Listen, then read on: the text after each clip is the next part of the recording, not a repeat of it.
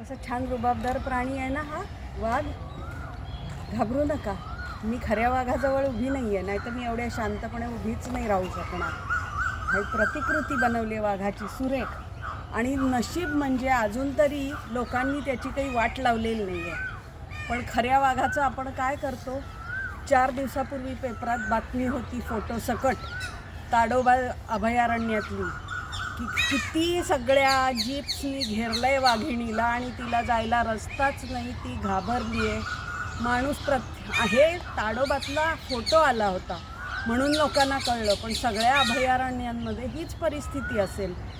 वाघ हा एकांतप्रिय प्राणी आहे. त्याच्यासाठी बफर झोन, सगळ्याच हिंस्त्र श्वापदांसाठी बफर झोन राखीव असतो. माणसांनी जंगलं तोडून वस्त्या उभारल्याच आहेत. आता राखीव क्षेत्रातही घुसायचं आहे माणसाला आणि वाघांना राहायला जागाच नाही. वाघ बघणं हा एकच उद्देश. जेव्हा अभयारण्य पाहायला जातो, जीप राईड घेतली की पैसा वसूल म्हणजे काय, तर वाघाचं दर्शन.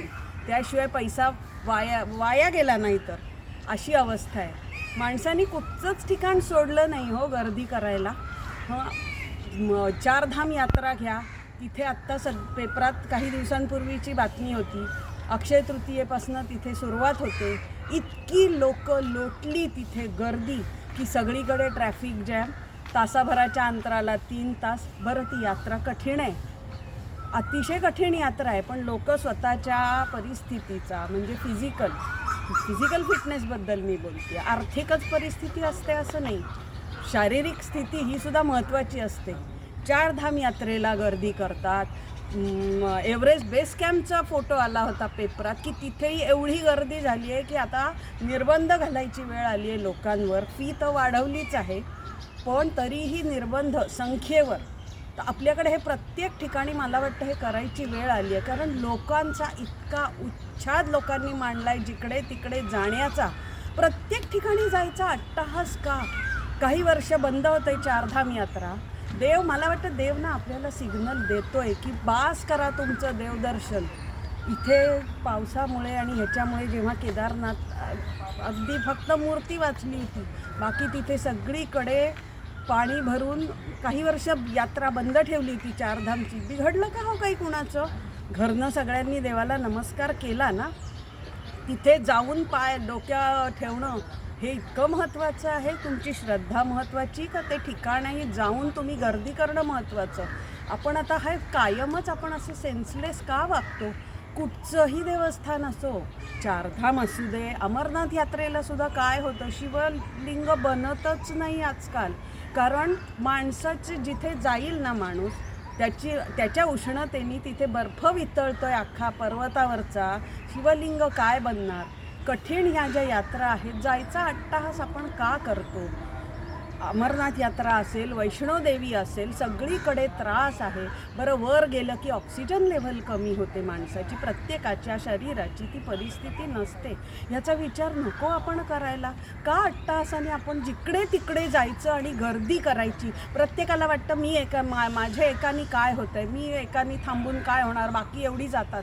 अरे पण असा प्रत्येकाने मी एकाने थांबलो तरी एकामुळे गर्दी कमी होईल असा विचार जर का आज हजारोंनी केला तर हजारोंची गर्दी नाही का कमी होणार? हे आपण काय मांडलं आहे? हे साधं शिर्डी असो, तिरुपती बालाजी असो, कुठचंही देवस्थान असो, अलोट गर्दी असते. तिथे जाऊन आपल्याला दर्शनाचं तरी समाधान मिळतं का? अशी ढकलाढकली असते. अगदी साधं मुंबईचं सिद्धिविनायक घ्या, आपल्या इथलं देऊळ घ्या, कुठचंही घ्या, शिवरात्र असो शंकराच्या देवळात, ही गर्दी, ही झुंबड की धड दर्शनही मिळत नाही. चेंगराचेंगरी होते, ढकलाढकली होते. तिथे जाऊन काय तऱ्हेचं दर्शन मिळतं?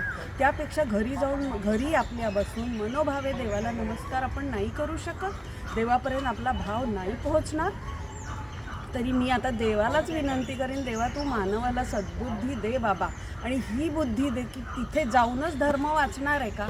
आता बघा, अयोध्येला नुकतंच मंदिर झालं, तिथल्याही बातम्या लगेच यायला लागल्या की किती गर्दी तिथे लोटती आहे. प्रत्येक शहराचा, प्रत्येक प्रांताचा एक भौगोलिक परिस्थिती असते.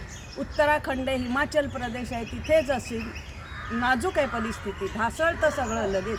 एवढ्या गर्दीनी आणि एवढ्या सगळ्यांनी किती तिथले रस्ते खराब होतात. सगळ्या व्यवस्थांवर इतका ताण येतो आणि तो त्याचा त्रास माणसालाच भोगायला लागतो ना. मग आपण हे कधी लक्षात घेणार की किती आपण सगळीकडे जायचं ह्याच्यावर आपण स्वतःला नको का बंधन घालून घ्यायला. कुठचंही सरकार ह्याच्यात काहीही करू शकत नाही. जेव्हा जनताच अशी मूर्खासारखी वागते ना, तिथे कोणीच काही करू शकत नाही. तरी मंडळी, कृपया घरी बसून सध्या देवदर्शन करा. असे नका जाऊ सगळीकडे की तिथे काहीतरी खराब होईल, ॲक्सिडेंट होतील आणि कुणाचा जीव जाईल. असं कधीच कुणीच म्हणणार नाही, कुणीच अशी इच्छा व्यक्त नाही करणार.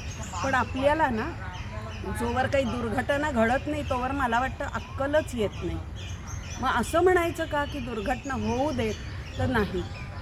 आपण सुजाण नागरिक म्हणून देवाकडे हीच प्रार्थना करूया की देवा, दुर्घटना नको घडू देत आणि त्याच वेळेला लोकांना सद्बुद्धी मिळू देत की अशी सगळीकडे गर्दी करू नये, सारखं सगळीकडे जाऊ नये.